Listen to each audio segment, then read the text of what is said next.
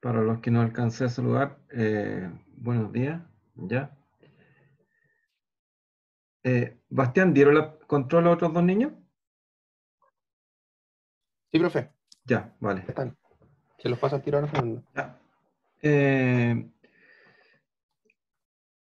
el día de hoy corresponde la segunda parte, en realidad, de lo que es la preparación de testigos, ¿ya?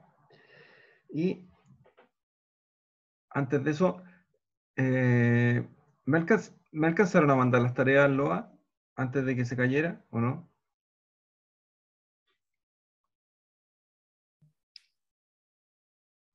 Cristian, Cristina, perdón. Cristina. Sí, se la mandamos, yo creo. O sea, yo sí, Ya. pero después de que se cayera el loa. Como Ah, fue ya, como a las 6 perfecto, de la no. tarde Sí, más o menos. sí, porque estuvo todo el día caído, entonces. Cristina, la tarea que les entregué yo era el RQD. ¿Tú puedes proyectar el RQD, en la tarea que mandaste? Ya, espérenme un poquito.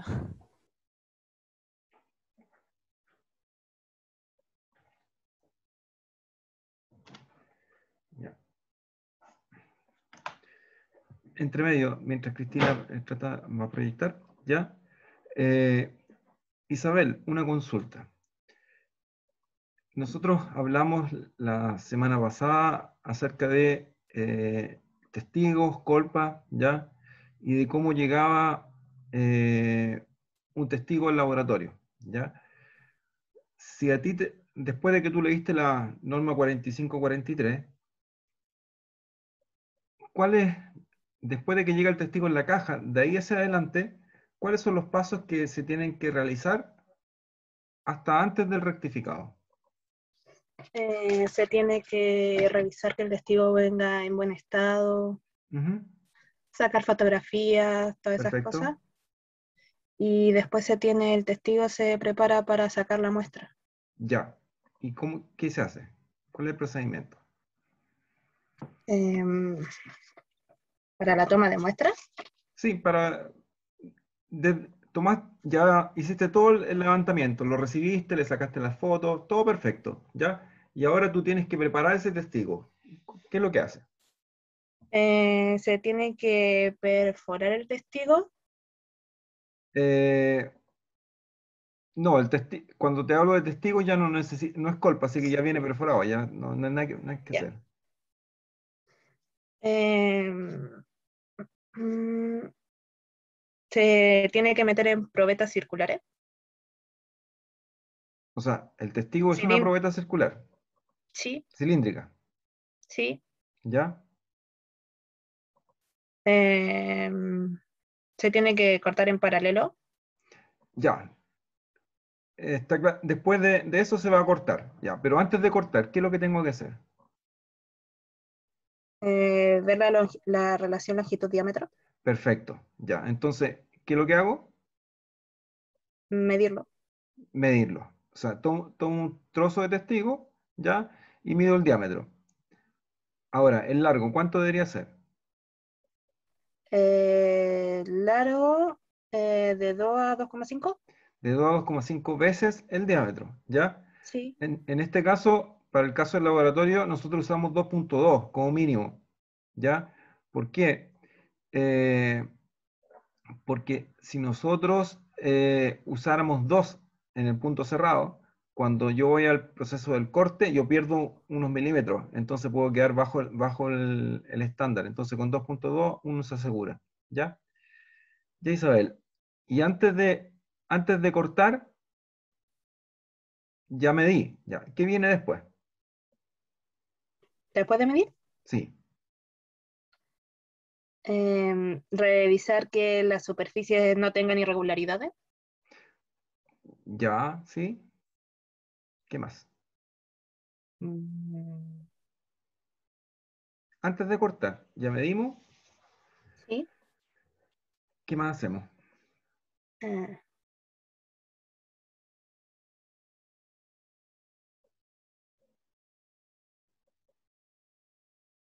¿Qué se te ocurre? como no lo han hecho en la realidad, ahora estoy solamente especulando a que su imaginación les diga qué es lo que se puede hacer, ¿ya?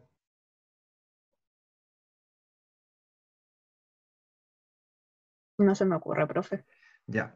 Miren, tal como dijo Isabel, nosotros vamos a ver el testigo, vamos a tomar el testigo con la mano, ¿ya? Al tomarlo con la mano, el testigo está en la caja y tiene un metraje. Está asociado a un metraje, a un cierto metraje de profundidad del cual fue sacado, ¿ya? Entonces, en la cara del testigo, ya yo con un plumón anoto ese metraje, si es que no viene marcado. Generalmente vienen marcados. Entonces, se tomaron los diámetros, se vio el largo, ya en 2.2, y se hacen las marquitas donde se va a producir el corte, ¿ya? Y esas marquitas donde se vaya a hacer el corte, uno tiene que pensar de que ojalá no haya una estructura importante que vaya a quedar dentro del testigo que vaya a hacer que este testigo falle, ¿ya?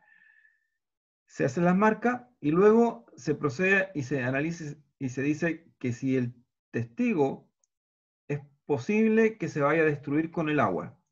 Si no le va a pasar nada con el agua, una roca muy dura y compacta, yo puedo marcar y voy directamente a cortar, ¿ya? Si el testigo se fuera a digregar con el agua, ¿ya? Yo qué lo que hago, cubro el testigo con una luza. Esa luza de cocina que se usa en la cocina normalmente, ¿ya? Se cubre con una luza y después en la zona donde se va a cortar, que está una marca, se le coloca un scotch. Entonces tengo el testigo protegido con la luza y con scotch. Ya. Después voy y corto. Una vez que corté, yo paso a la etapa siguiente que va a ser el rectificado, que es lo que ustedes leyeron, lo principalmente que leyeron el día de hoy, ¿ya? Entonces, para que yo después del corte llegue al rectificado, necesito que hay que pintarle la cara superior e inferior al cilindro. Acuérdense que este es un cilindro de roca, ¿ya? No tengo ninguno por acá al lado en mi casa, pero ahí de fondo de pantalla aparece uno que tiene la cara pintada, ¿ya? Cristina, ¿tienes ya? Sí, ahora sí. Ya.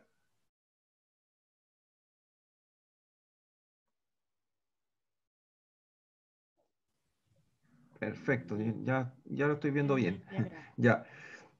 Si puede hacer un seguimiento A ver, eso, aquí. ya. Cuéntanos, somos todos oídos. Bueno, ya. Esta norma, la D6032, es un método de prueba estándar para calcular el RQD, pero según DIRE. Entonces se aplica a testigos de roca. Y aquí hacemos como la aplicación de la norma porque hay otros 3 tipos de métodos, ¿Correcto? como algo de volumétrico, no sé, lo vi en un video, los otros 2 métodos, pero esos Ya. no eran relevantes. La perforación del testigo se va a regir según la norma de 2113 y se hace uso de técnicas de perforación adecuadas para evitar las rupturas causadas por perforación y todo ese tipo de cosas. Después se define la corrida central y hay varias formas, pero no era relevante destacar de esas formas, tampoco en la norma salía mucho. Y eso para calcular el RQD. La recuperación, preservación, transporte, almacenamiento y catalogación del testigo de la roca va a ser según la norma de 5079. Entonces, me pregunto, ¿la roca se desintegra? Si se desintegra, se recomienda que el RQD se mida nuevamente a partir de 24 horas. Y si se requiere de... para ayudar a determinarla. En algunos casos se pide cómo determinar la durabilidad. Por eso va a depender mucho si se desintegra o no. Pero si no se desintegra, se continúa con los demás pasos. que es realizar un examen visual minucioso, como a las piezas relevantes, como por ejemplo, si presenta como esto, no como tipos de fracturas también, pero también como clastos y ese tipo de cosas. Luego se debe registrar, marcar y fotografiar las características importantes. Luego me pregunto, ¿hay presencia de ruptura normal en los trozos de roca? Y si es sí, los trozos de roca se consideran por separado, pero si es no, se van a considerar, o sea, se puede deber debido a la ruptura por perforación. Entonces esos trozos los voy a considerar juntos. Y ya, y estos dos casos ya serían considerados para el propósito del RQD. Luego me pregunto si la recuperación del testigo es de un 100%. Si no lo es, debo verificar si me quedó algún resto en el pozo, en la mina, y todo eso hay que corroborarlo bien, porque, o si no, hay que considerar esa distancia y añadirla como en los cálculos, o si no va a salir un poco error. Pero si presenta una recuperación del 100%, se registran las perforaciones superior e inferior de cada corrida del testigo o intervalo, al 1% más cercano. Luego se deben medir las longitudes de las piezas centrales que sean intactas y sólidas. Y a estas medidas de longitudes se le va a aplicar el método de la línea central. Entonces luego de esto me pregunto, ¿la longitud de las piezas del testigo son iguales o mayores a 100 milímetros? Que es el requisito para realizar esto, el RQD. Si es sí, vamos a seguir para acá, pero voy a explicar primero el no. Ya, si no cumple con eso, se deben incluir, o sea, no se deben incluir en la suma de las piezas porque no cumple con esa condición, y esa es una de las condiciones para el RQD. Entonces, luego, si llegase a medir 100 o más de 100 milímetros, me pregunto, ¿las piezas de testigo están desgastadas? Y si digo que sí, se va a deber al suelo residual, al número de poros, o si es friable. Entonces, a estas piezas, con estas piezas me voy a preguntar, ¿las piezas están moderadamente degradadas? Y si son resistentes como a la ruptura de la mano, si es sí, voy a calcular un RQD pero con asterisco. Pero si es no, y no resisten a la ruptura de la mano, tampoco las voy a considerar para el cálculo del RQD. Entonces, las piezas de testigo, si no están desgastadas, luego continuamos con los demás pasos, que son registrar la longitud y la perforación, o sea, registramos las longitudes y las perforaciones en una hoja de datos de RQD. Y luego hay que hacerse la pregunta, que es como ya un tipo de comprobación, si es que la suma de las longitudes de los testigos, esos que eran mayores o iguales en longitud de forma individual, son mayores o iguales a 100%, y esto lo voy a sumar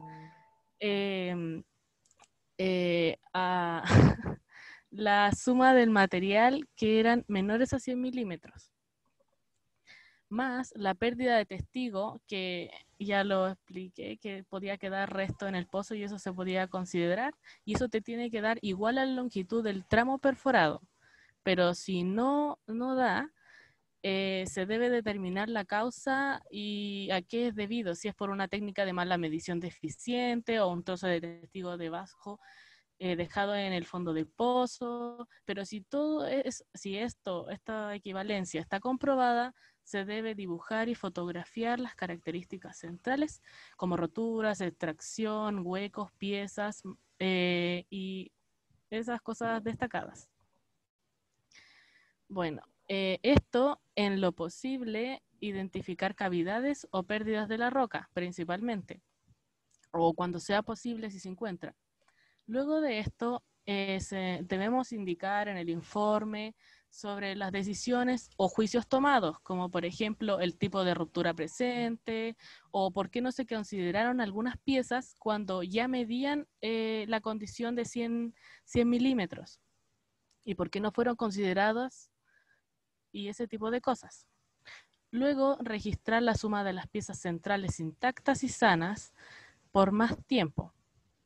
Estas que poseen largo de 100 milímetros. Luego calcular el valor de RQD con la fórmula, como podemos ver aquí, que es la sumatoria de las longitudes de las piezas intactas sanas mayores a 100 milímetros, dividido la longitud total del pozo o intervalo de núcleo por 100. Luego, procedemos a calcular, o sea, ya aplicando esta fórmula, se obtiene el porcentaje del RQD y esto se va a regir según la norma 6026, que es la de los dígitos significativos. Y luego nos preguntamos, ¿en qué casilla cae el porcentaje obtenido del RQD? Si obtenemos un RQD entre 0 y 25%, la calidad de roca va a ser pobre y muy mala. Si la obtenemos entre un 25 a un 50%, nuestra calidad de roca va a ser pobre y también mala. Si se encuentra entre un 50% a un 75%, la calidad de roca será media. Si se encuentra entre un 75% a un 90%, la calidad de roca va a ser buena. Si se encuentra entre un 90% y un 100%, la calidad de roca va a ser muy excelente. Recordar de que el RQD, por lo general, cuando se aplica esta norma, va como de 5 en 5, del redondeo. Y a ver, que no veo aquí por los participantes. Ahí sí. Y luego, finalmente, vamos a indicar la clasificación que recibe nuestra roca, obtenida como...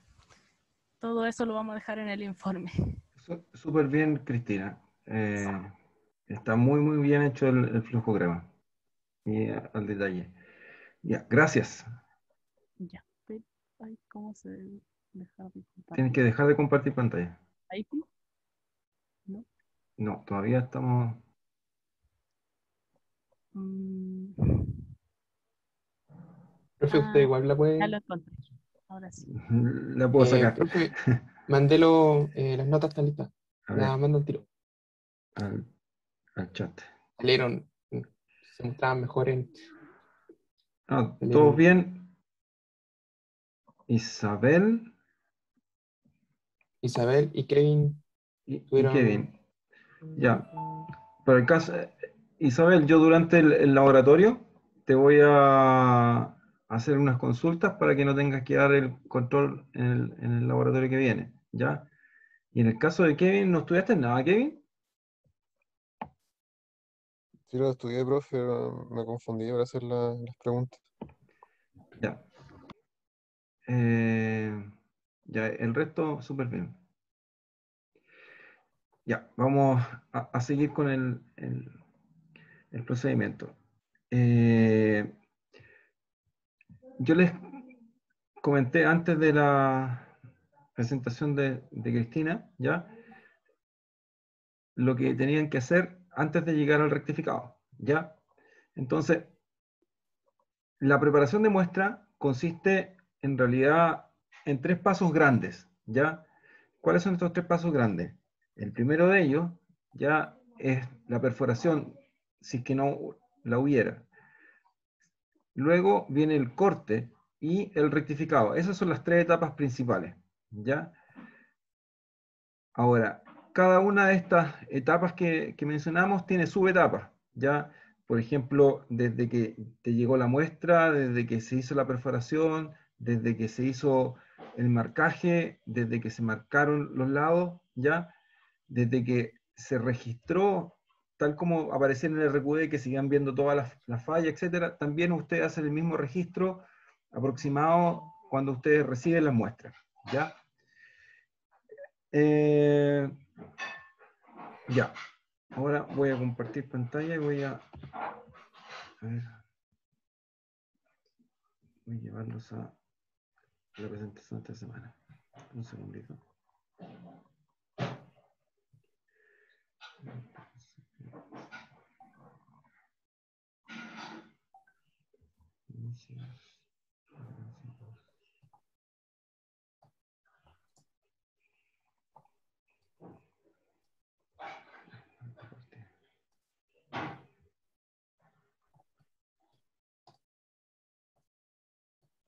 Ya, ahí creo que están viendo la...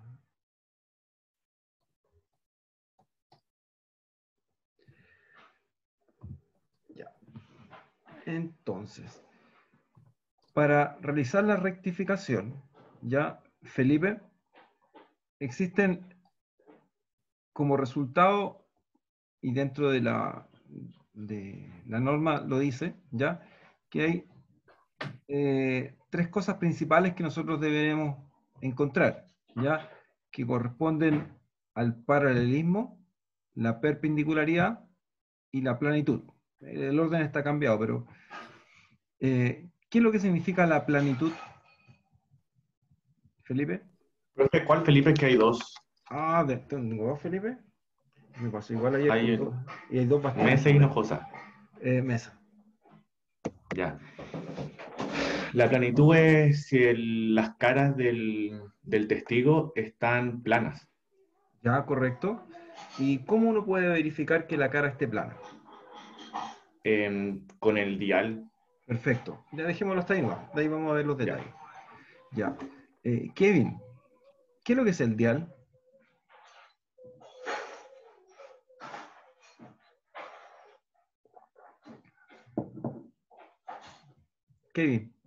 Kevin Alarcón.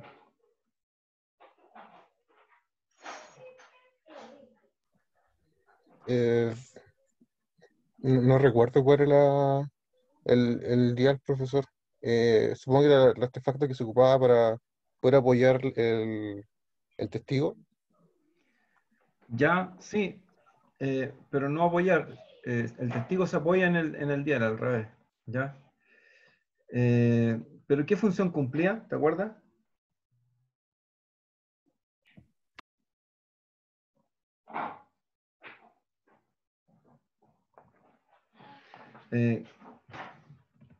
Ahora, cambiémonos de Felipe. Vámonos a Felipe Hinojosa.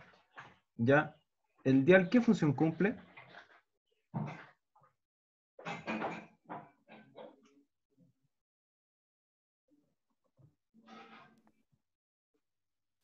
Estoy pensando.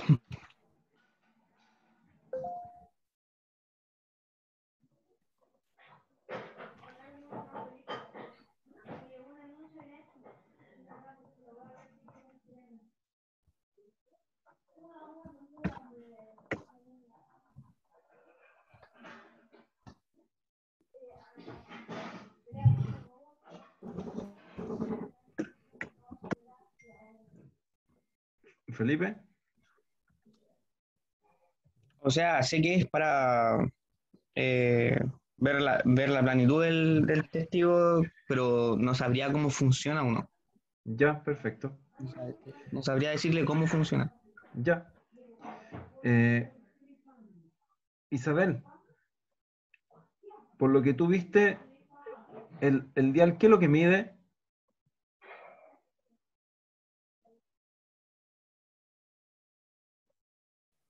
La planitud del testigo. Ya. ¿Y qué unidades tiene? El dial, si no estoy mal, era pulgadas. Claro, hay en pulgadas, pero en el caso acá en Sudamérica, Sistema Internacional, lo hacemos en milímetros. Ya, Milímetro. ya. Y con respecto a eso mismo, Isabel, esa medición en pulgada, o acá en milímetros, ya, ¿cuánto es la mínima medición que aparece en un dial? 0,5 milímetros. 0,5.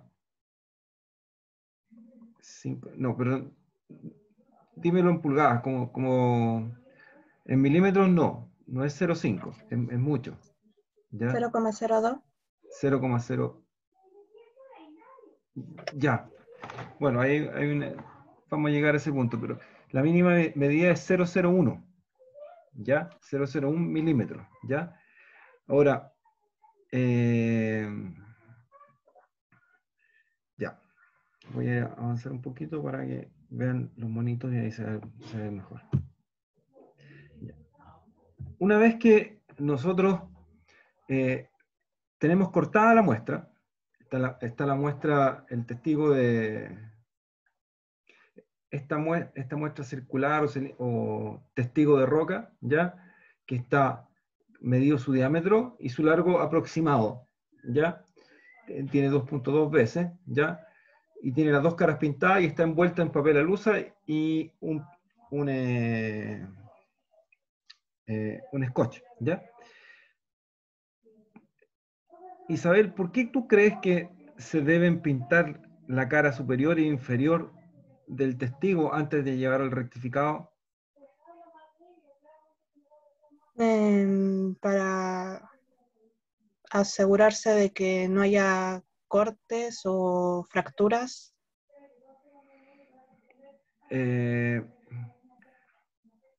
También para cubrir. Te cambio la pregunta, ¿ya? Yo pinto la cara superior e inferior del testigo, ¿ya? Y eso lo voy a poner en una máquina de rectificado que es una pulidora. Eso en otras palabras, una pulidora, ¿ya? Y yo tengo que pulir la parte superior y la parte inferior para que cumpla las 3P, ¿ya? Pero ¿por qué lo pinto? Esa es la pregunta. Para asegurarse de que la pulidora no disminuya el largo del testigo. A ver, explícate un poquito más. Por ejemplo, que la pulidora, no sé, que lo pulieran mucho y disminuyera, porque al final al pulir estás quitando material. Exactamente, sí, eso es. ¿Ya? Entonces, si uno pintando las caras, uno se asegura de que no se pase de la cara que ya estaba establecida. Ya, es casi 90% la respuesta, ¿ya? Efectivamente, uno marca el testigo, ¿ya? Porque la pulidora es una máquina, o la rectificadora, es una máquina que toma el testigo y lo coloca en el espacio. Hay un X, un Y y un Z, ¿ya?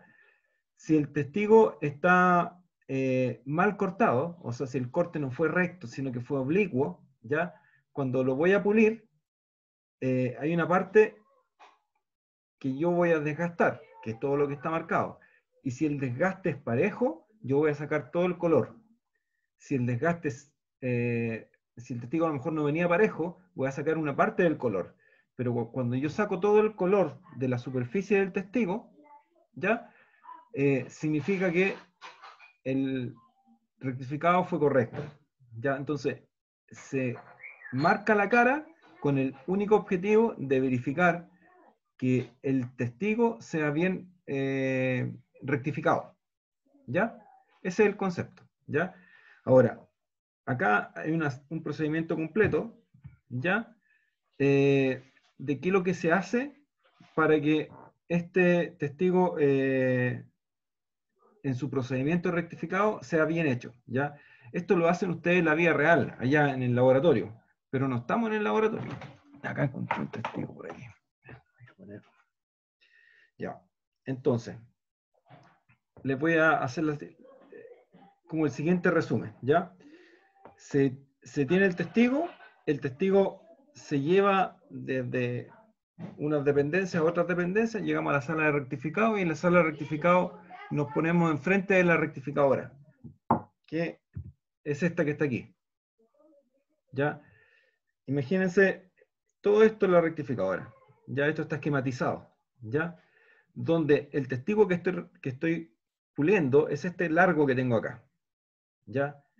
Este testigo se coloca en una mordaza, que es esa de color negro que adelante tiene una cosita ploma que me sujeta ese testigo a la mordaza. ¿Ya? Pero si se fijan, la mordaza es doble.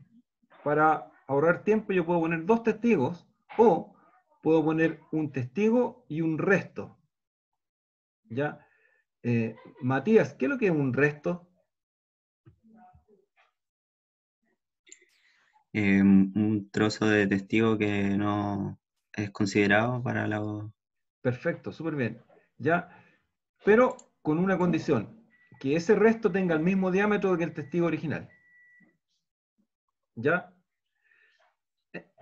Porque si no lo tuviera, ya esa plaquita que está acá, que en vez de apretar parejo, va a apretar en diferencia, ya va a tener una cosa así. ¿Ya? Ahora, este testigo, que está envuelto y acá en la parte superior está pintado ahí abajo, ¿ya? Va a pasar por debajo de esta piedra de esmeril, que está dando vuelta, ¿ya? Y acá se está tirando un líquido. Este líquido que se tira sobre este testigo tiene un nombre, se llama dromo. El dromo es un aceite miscible en agua, ¿ya? Con la relación de 20 es a 1, ¿ya? O sea, 20 de agua por 1 de dromo. Perdón, me salí. Disculpen. ¿Ya? 20 de agua. Entonces, fíjense que se están moviendo las perillitas, ¿ya? Tengo una en el lado derecho, ¿ya? Que corresponde a la perilla que mueve el eje Z, o sea, hacia arriba y hacia abajo, ¿ya? Entonces, ¿qué es lo que hago con esta? Trato de ajustar ese esmeril sobre la superficie de este testigo, ¿ya? Esta que está acá tiene el objetivo de mover de derecha a izquierda, ¿ya? Y esta que está acá mueve hacia adelante y hacia atrás, ¿ya? Entonces, con estas tres, yo lo que estoy haciendo es que mantengo fijo el testigo en el espacio y después la máquina lo que hace es semiautomática, así que pule completamente la parte superior y la parte inferior, ¿ya? Hay otros movimientos que uno tiene que hacer con esta máquina, pero realmente, bueno, los invito cuando apenas termine la pandemia a visitar el laboratorio, ¿ya? Y a ver cómo se usan las máquinas, ¿ya? Porque es lo que no van a poder hacer en la forma física, ¿ya? Entonces, generalmente uno enciende la máquina y luego le da el circuito de encendido al esmeril y al agua, ¿ya? En el lado izquierdo ya se mueve tanto el eje X, que es automático, ya, y el eje Y también es automático hacia atrás, pero uno puede hacer que esto en algún momento, cuando terminó de pulir el testigo por un lado, se devuelva. Ahora, en una pasada, con el esmeril de arriba yo puedo sacar todo el color completo, y esto va a empezar a avanzar así, y va a empezar a avanzar hacia adelante y hacia atrás. Pero yo debo, después de una vez extraído el color, verificar que esto quede pulido. El pulido de una roca ya se hace con una técnica en la cual yo le corto el líquido, ¿ya? Y paso nuevamente hacia atrás y hacia adelante el esmeril sin líquido, ya, y sin cambiar la posición de altura. Al cambiar la posición de altura, lo que estoy haciendo es rebajar el testigo, ¿ya? Es difícil explicarlo, este proceso, mientras en forma virtual, ¿ya? Ideal hubiera sido que ustedes lo trabajaran allá. Voy a encontrar algunas películas para mandárselas, ¿ya? Para complementar un poquito mejor esto.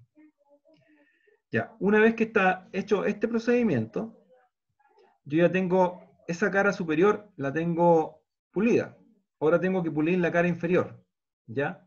Entonces, para hacer eso, no es que yo suelte el testigo de acá adelante, sino que acá en la parte, en esta mordaza, aquí y acá, tiene dos pernitos. Esos pernos se sueltan y esto se invierte y se da vuelta. Y el testigo que voy a rectificar va a quedar a este lado y este va a quedar al otro lado. Es como rotar los 180 grados, ¿ya? Y vuelvo a repetir el procedimiento, ¿ya? Eso que les acabo de mostrar estaba puesto aquí, ¿ya?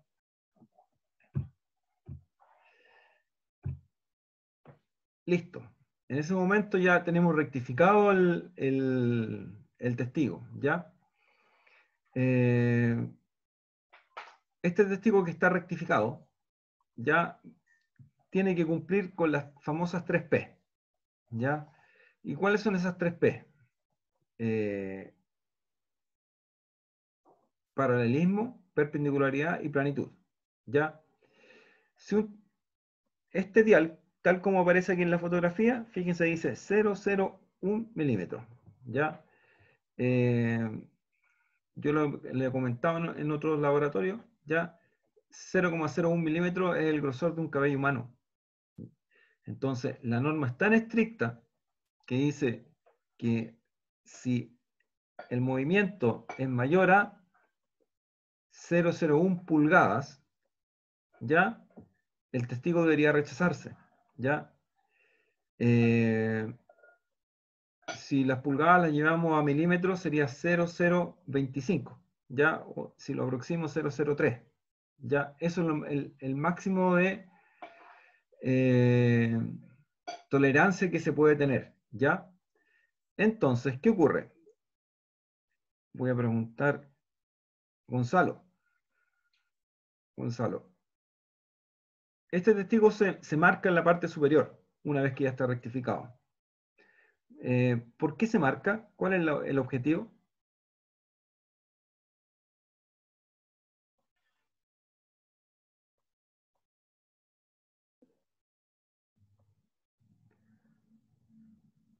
Gonzalo, ¿tiene audio? ¿Aló? ¿Se escucha? Sí.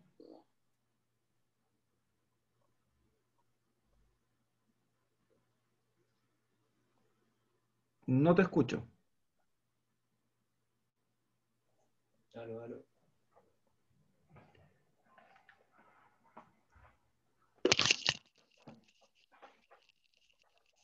Ahora parece que sí. ¿Aló? Sí, ¿Ahí sí? sí. ¿Por qué se marca?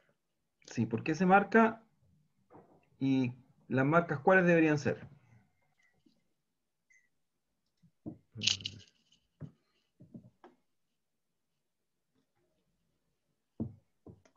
Que en realidad lo he dicho, pero ahora reafirma lo que dijimos un poquito antes.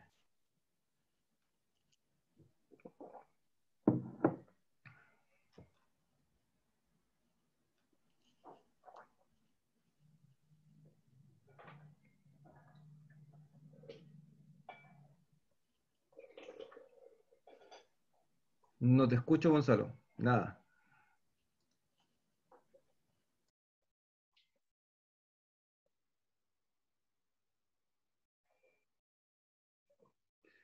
Ya, cambiamos el interlocutor. Tiare, ¿tienes audio? Sí, profe. Ya.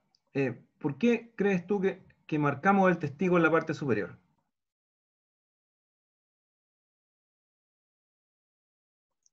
En esa zona.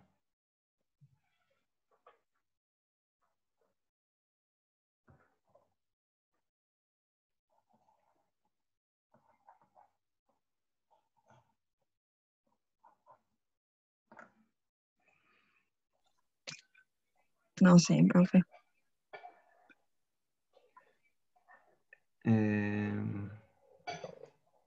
Isabel, la misma pregunta. Las marcas que se ven en la foto, profe, Sí, exactamente, sí. no es para marcar el centro. Ya tenemos el centro, sí. Y Ahí se coloca el dial. ya. Y posterior Y a con eso, el se mide la superficie que sea plana. O sea, tan correcto. plana como se Ya, pueda, como que se pueda aceptar. perfecto. Entonces lo que hacemos es que esa marca se ubica al centro, ¿cierto? Y después nosotros desplazamos eso hacia la derecha y hacia la izquierda y vemos si existe alguna desviación en la rectificación. ¿Ya? Esa es la respuesta. ¿Ya? Bastián Acevedo.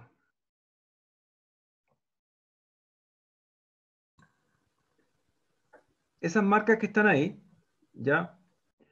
Tienen un cierto ángulo. Originalmente, ¿qué es lo que dice la norma?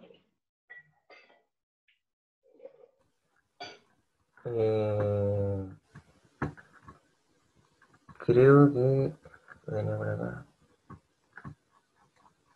¿No eran 60 grados? Es cada 120, pero nosotros usamos 60. ¿En qué sentido? De que está esa y esta que está acá. Lo que pasa es que después proyectamos esa a lo largo y proyectamos a lo largo y esa a lo largo. ¿Ya? Y ahí Ya. se marca los 60. ¿Ya? ¿Cómo se hace el procedimiento?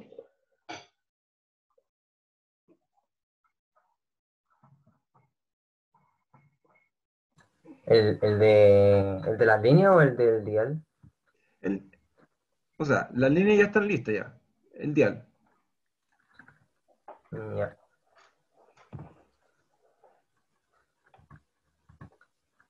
Bueno, hay que mover el dial por las líneas ¿Ya? o el testigo y ¿Correcto? ir viendo la lectura e ir registrándola. Ya. Y la pregunta importante, ¿cada cuánto yo me tengo que mover? Porque me puedo mover.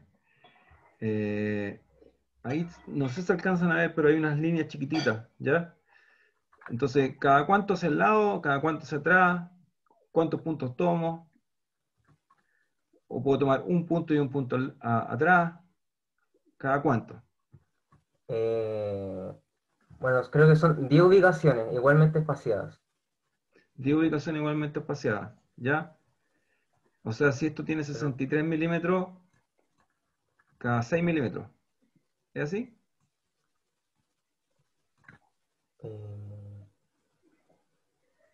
Cada 5. Cada 5 milímetros, ya. Entonces, cada 5 milímetros yo voy a ir tomando y viendo las medidas. Perfecto, ¿ya? Ahora, si tú te fijas, esto acá tiene una línea, ¿ya? Que se proyecta, es como proyectar esto hacia la parte de abajo.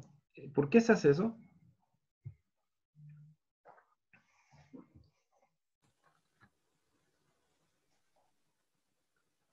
O esa sí no la sé. ¿Ya?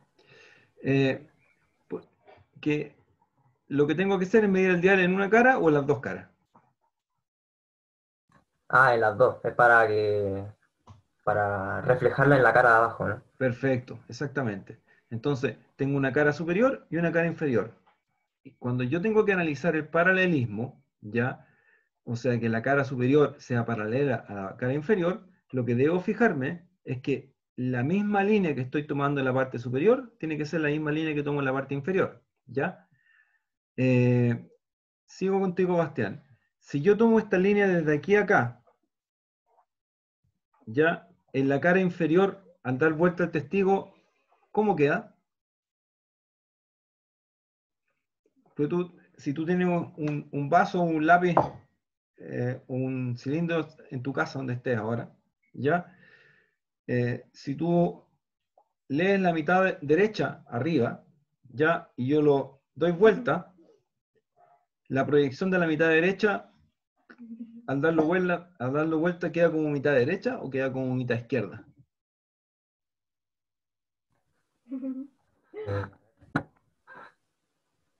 Queda invertido, ¿no? Queda invertido. Entonces, si yo mido esta línea acá, de aquí hacia acá, ¿ya? Y después lo doy vuelta, lo invierto, ¿ya? Esa misma línea ya no va a estar en este mismo lado, sino que va a estar en el otro lado, al lado de allá. Y eso hay que fijarse, ¿ya? Para ver el paralelismo. Entonces, una cosa como relevante y fácil de hacer es la planitud, ¿ya? Porque yo puedo mover esto a cualquier sentido, ¿ya? Y si este relojito ya no pasa el límite, que es el límite 0.03, ¿ya? O sea, 3 rayitas, ¿ya? Significa que va a cumplir con la planitud, ¿ya? Ese es como el fácil de hacer, ¿ya? Y ahora miren lo que aparece acá en la presentación, dice que si el reloj se mueve en sentido horario, hacia acá, ¿ya? Y el valor va a ser positivo, porque va de 0 hacia adelante, ¿ya? Ocurre que hay un relieve, ¿ya? ¿Qué es lo que significa un relieve? Significa que crece, ya que la probeta no está plana, sino que va hacia arriba, ¿ya? Ahora, si es antihorario y el valor es negativo, ya significa que hay un surco, o sea, ese puntero o esa punta que está acá, lo que hizo es bajar, ¿ya? Si es positivo, esa puntita lo que hace es subir, ¿ya?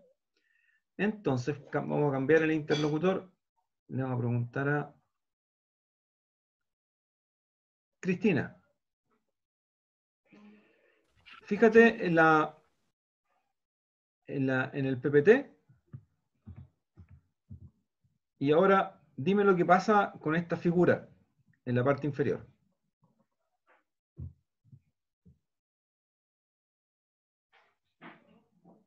¿Qué pasó? Se movió en sentido horario, así que debe haber un relieve porque como que se sale del cero y el cero es como lo que debería ser ideal, por decirlo así. 003. No, 0 ya es perfecto, Sí, ¿ya? tiene como un intervalo Ya, de 3 rayitas a los lados. ya. más o menos. Entonces, ahora si nosotros miramos, fíjate esa figura del dial y fíjate acá en el dial. Cuando llegó como en 90 grados es lo que se movió, ¿ya? Y lo que se movió sería aproximadamente por acá, ¿cierto? ¿Ya? ¿Esa probeta cumple o no cumple? En este caso la que No, está acá. No cumpliría, ¿ya? Porque lo que debería moverse es eso, es la P, ¿ya? Son 003 rayitas, ¿ya? Que puede ser hacia adelante o hacia atrás, ¿ya? Entonces, esa es una forma fácil de descartar que una probeta está bien preparada o está mal preparada, ¿ya? Bien, entonces llegamos al... Profe, una consulta. De En vuelta, caso de que Felipe. alguna de las P no se cumpla, si tienen que volver a rectificar, Así es. a pulir, y después Exactamente. otra vez volver a verificar si se cumplió o no. Así es, tenéis que volver a Ya. pintarla ambas caras, ¿ya? ¿Mm? Y hacer todo el procedimiento de nuevo. Ya, profe. Muchas Ya. gracias. Ahora, un procedimiento normal para una probeta debe andar alrededor de, sin equivocarme, unos 7, 8 minutos aproximadamente, ¿ya? Cuando uno ya más experto puede hacer 2 probetas a la vez o puede hacer 4 probetas a la vez, ¿ya? Pero depende de la mano que uno esté trabajando.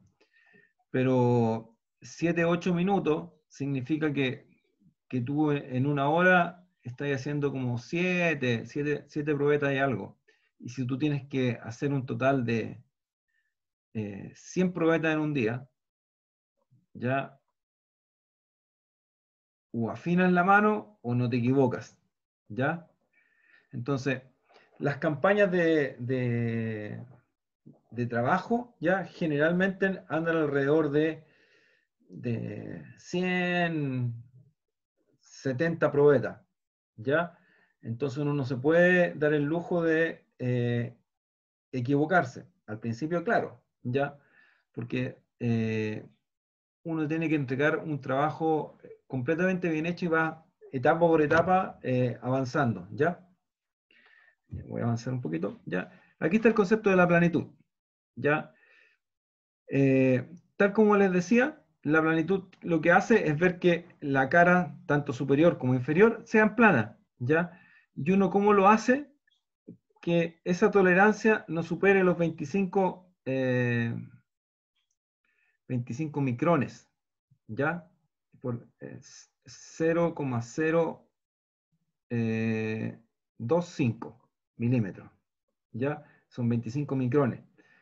Entonces, acuérdense que un cabello es 0,01 micrón, o sea, 3 cabellos es lo que se puede tener de diferencia en un rectificado, ¿ya? Uno puesto sobre otro. Entonces, aquí se marca que se hacen esas líneas en la parte superior, ¿ya? Es cada 120 grados. Lo que pasa es que uno las tira completamente como un diámetro y las hace al final cada 60, ¿ya? Y uno puede tomar 2 o puede tomar 3. Entonces, ¿qué es lo que hago? Voy midiendo cada 5 milímetros a través de esa línea, ¿ya? Y voy guardando todas las marquitas, ¿ya? Y después, ¿qué es lo que obtengo con eso? Hago un ajuste lineal, ¿ya? Por ejemplo, acá, ¿qué es lo que tenía? Tenía que desde un lado a otro No sé si se alcanza a ver y no estoy tapando ahí. Ahí está. Desde un lado a otro, ya acá está el punto 0 que está en 0, ya, y uno se empezó a mover hacia la derecha o hacia la izquierda, ya por la línea, ya, y me iba marcando estos datos, ya. A simple vista, ¿esto cumple o no cumple? Preguntémosle a Tiare. ¿Cumple o no cumple? Creo que no, porque hay algunas que superan los 0,03. Claro, acá tengo 005, 004, no cumple, ¿ya? Pero, ¿cómo se calcula la planitud? ¿Ya? Tengo acá esta línea, ¿cierto? Donde acá tengo la posición, acá tenemos la altura o la diferencia de altura, ¿ya? Y después se hace una gráfica, esto mismo. Y encontramos la mejor correlación, ¿ya? Ahora, ¿qué ocurre? Lo que me estoy indicando que en esa línea, ya por eso se hacen tres líneas, ¿ya? En esa línea, yo tengo una correlación que es esa que aparece ahí.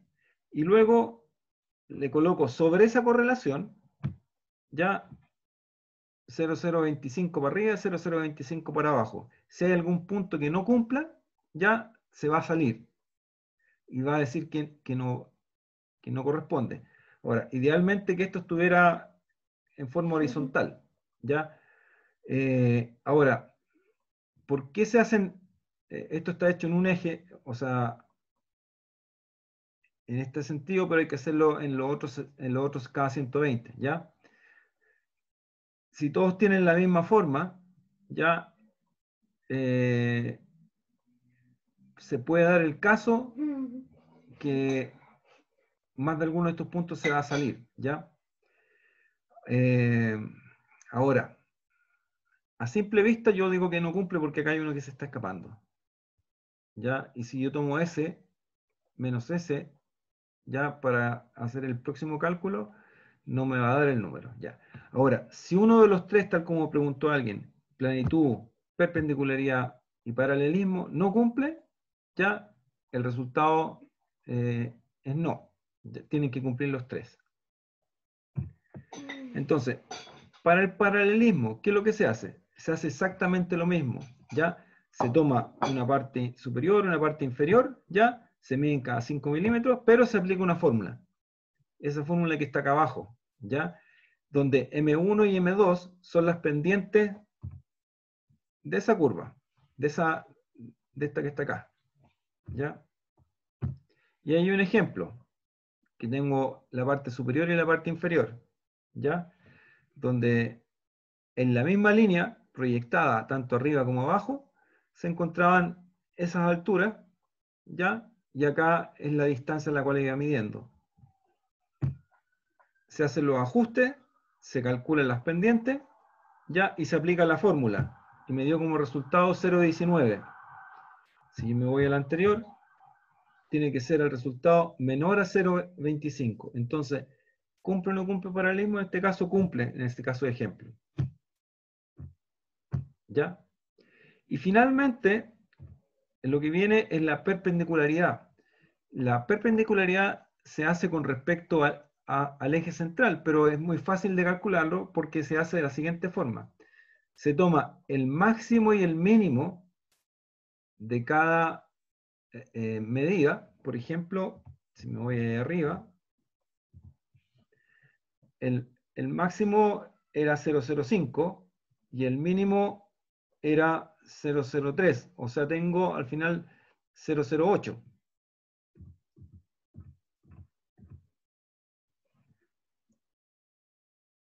¿Ya? Sería el valor absoluto del máximo menos el valor absoluto del mínimo. No, me miento. Entonces sería 5 menos 3, 0,02. ¿Ya?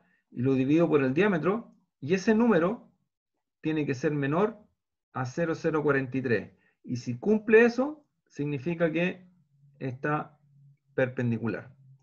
Entonces lo que hacemos es que esté paralelo, que esté perpendicular y además esté en cada superficie plano. Si cumplen esas 3P, el concepto de todo lo que es la rectificación es correcto. ¿Ya? Acá hay un caso de ejemplo, un testigo HQ, ¿ya? Y Bastián, el testigo HQ, ¿qué es lo que era? ¿De cuántos diámetros? El diámetro. O sea, ¿cuál es el diámetro de un HQ? A mí, ¿cierto? Ah, Bastián, sí. Se me olvidó. Lo dijo la semana pasada. Estoy seguro. Lo dije la semana pasada y es tarea que va en el anexo número 1 del primer informe.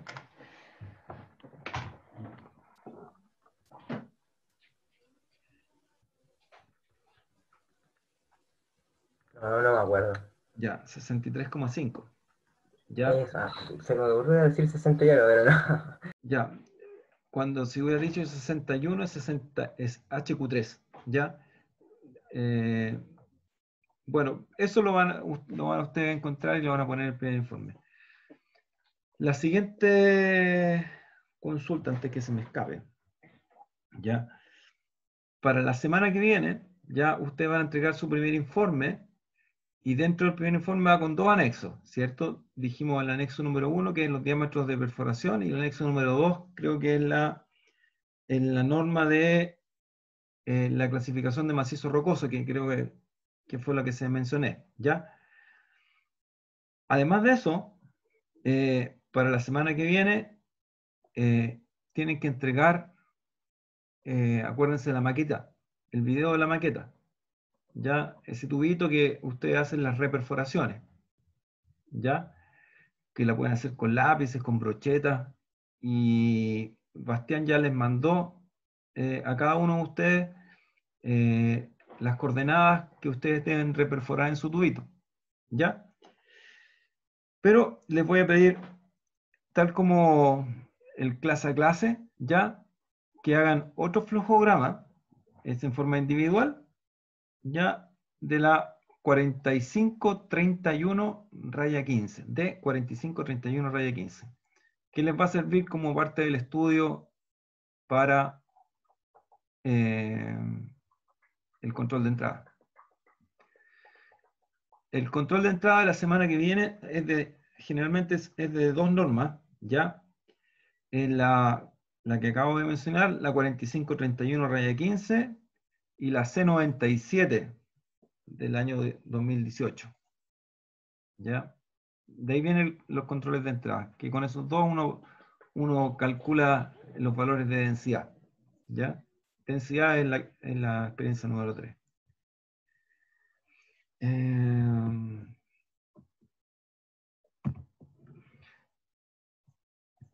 Bastián Martínez, ¿hay algún comentario que quiera hacer hasta ahora? No, profe, solamente me quedó una duda de la norma que acaba de nombrar. Dime. La del C97. C97 del 2018. Ah, ya, vale. Es de la humedad relativa. No, la humedad relativa es otra. La C97 es la del canastillo. ¿Parafina? Ah, vale. La del canastillo. La de parafina y la normal es la C4531. Pero lo que pasa cuando se mide en el caso geotécnico, nosotros usamos la medida bajo el agua, que no aparece en la D4531. 4531. Ya, Ahí profe. va solamente el concepto nomás. Ya, entonces el control va a ser de la 4531 y C97. Y la C97. Vale, profe. Ya. Y profe, tienen que ¿le ser puedo un hacer una programa pregunta? de la 4531. Perdón, alguien me dijo algo. Yo, profe, es que me perdí en la tabla, o sea, en las tablas, mejor dicho, en la distancia negativa. ¿Cuáles Ya. son Voy para- en la cara del cilindro? ¿Cuáles serían las distancias negativas? Ya. Distancia negativa. Si yo te voy a mostrar aquí. Este es más fácil. ¿Ya? ¿Qué significa distancia negativa? Siempre todas las distancias tú vas hacia acá o vas hacia allá. Ese es tu punto cero. ¿Ya? Tengo 5, 10, 15, 20, 30. Y acá tengo menos 5, 10, menos 15, o sea, hacia atrás, pues. Tu punto cero está al centro. ¿Ya? Pero yo puedo ir hacia allá y la aguja puede ir hacia atrás también. Y puede ser Ya. negativo. ¿Ya? Ya, profe, me quedó O más puedo claro. ir hacia acá y también la aguja va hacia atrás. Entonces, si esto va hacia atrás y esto va hacia atrás, al final, al centro, lo que tengo es como una especie de cerro. Ya, profe. ¿Ya? A eso se refiere, nada más. Ya, profe, gracias. Ya. ¿Alguna otra consulta? Yo, Ya. profe, Dime. es que el otro día estaba buscando los diámetros más comunes que dijo el BQ, el NQ y todo eso, ¿Sí? y el que no encontré era el AQ. Mira, ¿Dónde lo puedo sacar? Cristina, todo eso AQ, BQ, NQ, está en una de las normas de perforación. ¿Sí? Aparece una CTM que después Bastián se las puede mandar y ahí aparecen todos. Aparece la tabla completa. Ah, ya. De hecho, tú misma pusiste dentro de tu resumen el número de cómo se De la norma. perforaba, el número de la norma de La perforación. primera. Y esa norma es la que tú buscas y ahí aparecen adentro. Ah, ya. ¿Ya? ¿Por qué? Porque si uno busca en internet así en forma aleatoria, ¿ya? Va a encontrar que, bueno, ahora los chinos todos producen y tienen diferentes medidas, ¿ya? Pero dentro de la norma está estandarizado.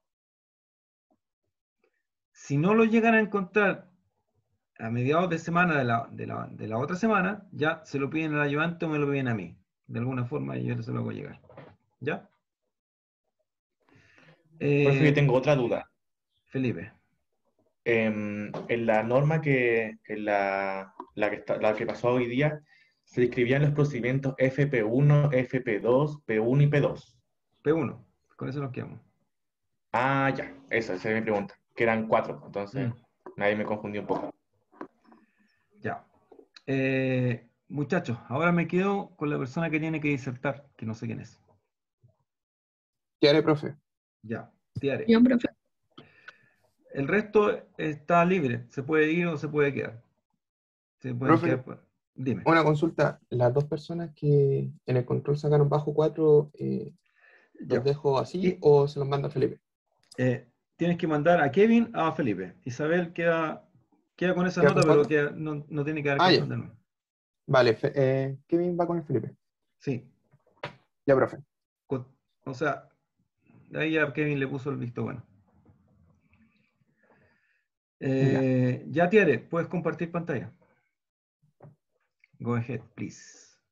Chao, profe. Chao, ayudante. Que estén bien. Chao, que estén bien. Chao.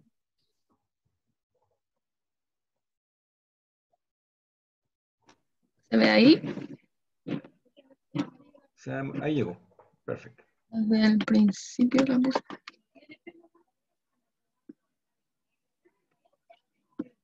¿Se ve, cierto? Sí.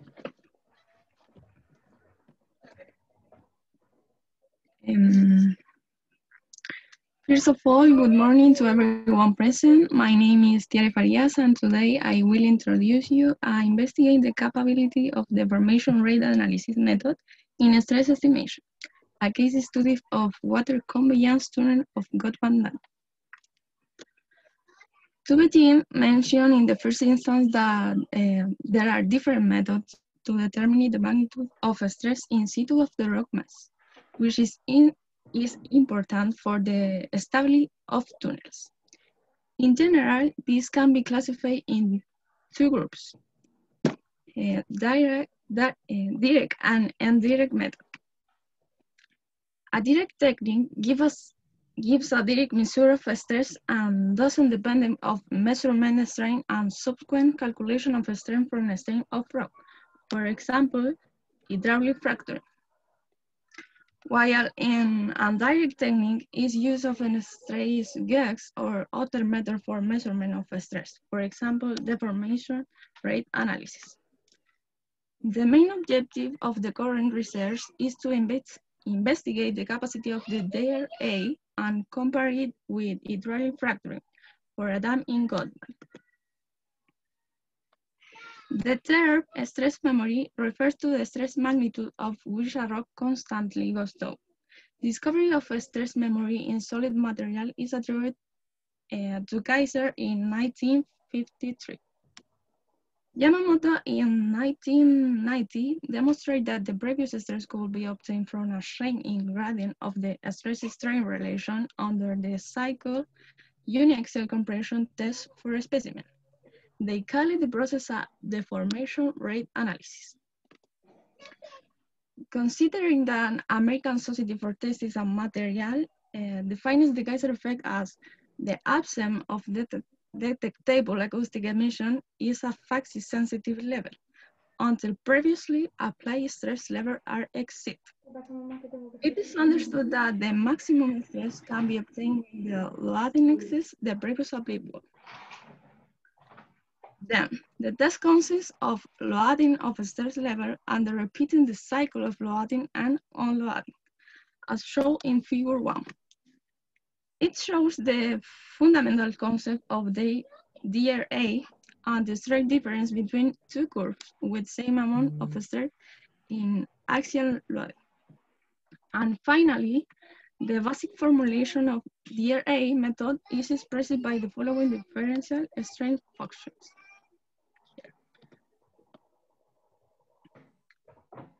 To accomplish the research objectives, two types of rock were selected in the course of current study.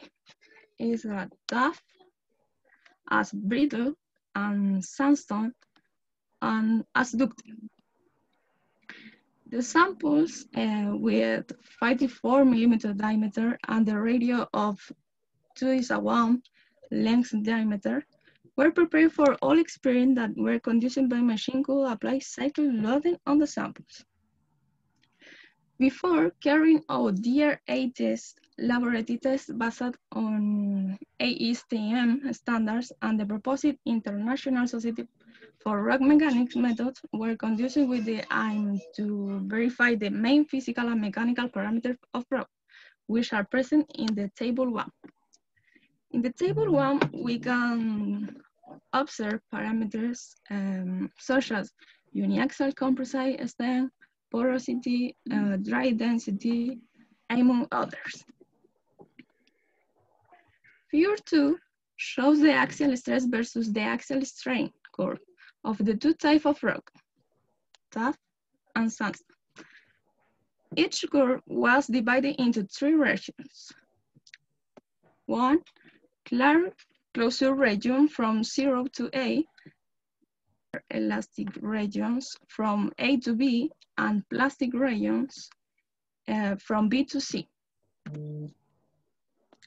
Then, for each regions, 3 samples of each rock type were tested. In the first step, each sample was loaded and unloaded for 3 times to consider a stress level while the maximum stress was kept constant for the sake of memory concept. Table 2 shows the stress value in DRA test in the step 1. Now, in the second step, samples were again loaded and unloaded for 4 times.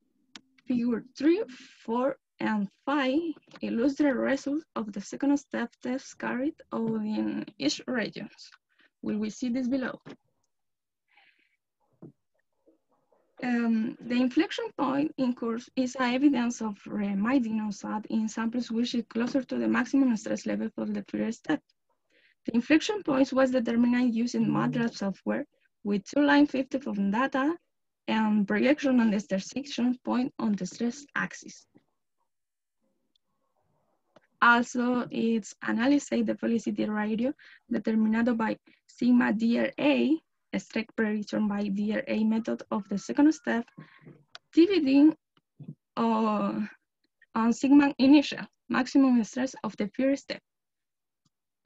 The velocity radio becomes equal or larger than 1 in a track or a stable state.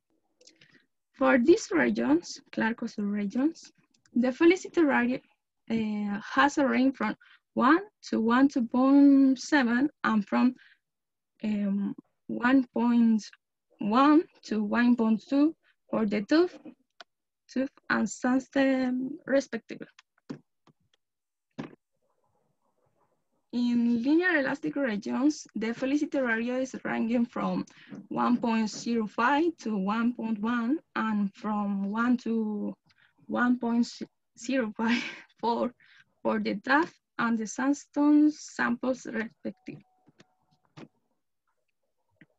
Finally, in the plastic regions, a figure shows the inflection point in this region is more obvious. The felicity ratio is close to 1 for the tuff and sandstone samples. Now, Pauli indicates a study, the Godvan Interelectric Power Plant project is located 380 kilometers for Karun River and a distance of 10 kilometers from the city of Godvan in Khuzestan province. The dam is around filled with about 180 meters height of clay from its foundations, from where sandstone samples were obtained. The geology of region consists of two different formations. Bakhtiari, which is situated at upper level, and Agahari, which is laid beneath. With regard to the case study, water conveyance tunnel to T2, undercurrent was taken from course with 86 millimeter diameter, and the samples were 23 or 24 millimeters in diameter, and with a height to diameter ratio of 2. Selected direction of undercurrent in directions X, Y, and Z. In any orientation in angle of 45 with respect to each to 3 axes in the planes X, Y, Y and Z and X, as you can see on the screen. In the DRA test, each simply went to 5 load on Latin cycles. The maximum applied stress was 17 megapascal with a constant deformation rate of 0.1 millimeter per minute. Figure 8 shows curve of differential strength versus stress for each samples were plotted between the 2 cycles. Then, in the table 3, present the magnitude of normal stress for all samples. Now, having 6 normal stress, the stress tensor can be calculated by these functions, where Ix and Iy and Iz are 3 direction cosines for each subcourse samples for all direction of X, Y, and Z. And sigma m is determined by normal stress by dr8 on plane with a unit vector. This is a unit vector. Solving the 6 equation with 6 unknown stress tensor, the amount of principal stress can be calculated. To determine the principal stress, solve equation 3 is by placing sigma 1, sigma 2, and sigma 3. Instead of the direction cosines of each, the principal stress is calculated as this, where alpha and beta are train and plunge for each principal stress vector respectively, and the stress tensor was calculated as sigma X, Y, and Z. Table 4 gives the direction of the principal stress, which are so shown through the stereograph on figure 9. On the other part, the hydraulic fracturing test was conducted at the same point of DRA test. In table 5, display on the screen index the result of the hydraulic fracturing test on the station T2 offsite. Finally, obtaining a comparative table between both methods, it can be concluded that regarding the direction and amount of DRA method mention of the horizontal surface of the test and comparing with horizontal tests obtained from vertical strength tests, there is good agreement between the results obtained from both the methods. The DRA methods can be used in the estimation of the in situ stress of the rock in many sets based implicitly, speed and locus. Is my presentation. Thank you for listening. Perfecto. Tiare, te voy a hacer un par de consultas. ¿Ya?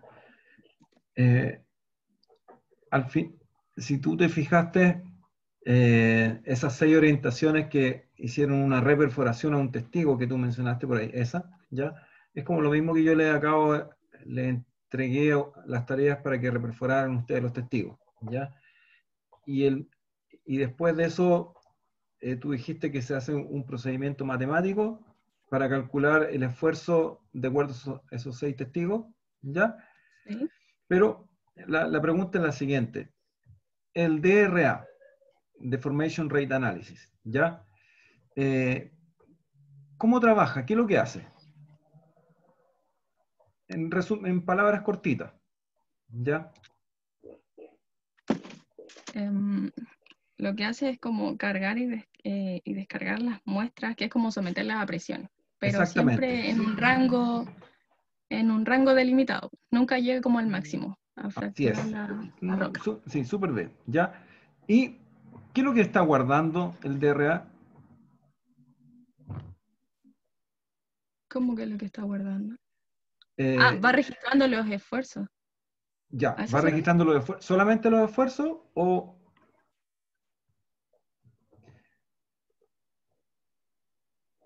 te falta un pequeño detalle? Registra los esfuerzos y una cosita más. ¿Y las orientaciones? Sí, no, la orientación estamos claros. Ya va registrando los esfuerzos y de hecho tú lo tienes puesto por ahí, en una lámina. ¿Esto? No, registra los esfuerzos, no, es mucho más atrás. Registra los esfuerzos y hablaste de un delta E, delta epsilon. Del cambio de deformación que ocurre. Ya. Eso. Sí, va registrando los esfuerzos y los cambios de deformación entre los ciclos. Entre los ciclos, perfecto. Ya, y después hace la gráfica que tú mencionaste y ya encuentra. Claro, después para que Ya, estamos perfectos. Bastián, ¿tiene alguna duda? No, profe. De hecho, quería saber lo del DRA también. Así que. Ya. Nosotros lo vamos a hacer. Vamos a hacer esa experimentación. ¿Ya?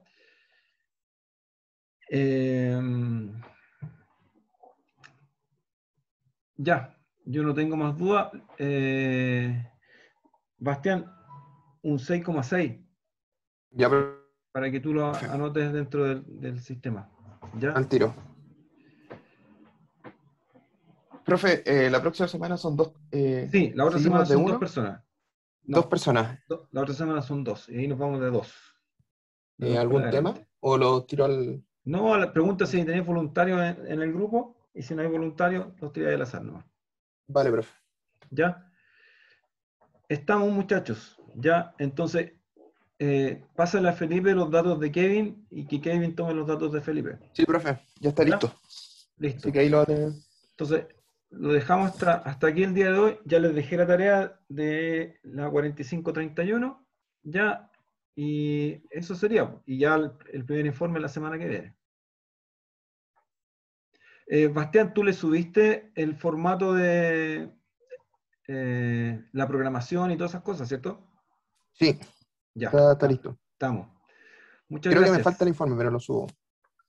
Ya. Así que no. Eso, Muchas profe. gracias. Nos estamos viendo, muchachos. Chao, profe. Chao, Chao, profe, que esté bien. Chao, profe. Chao.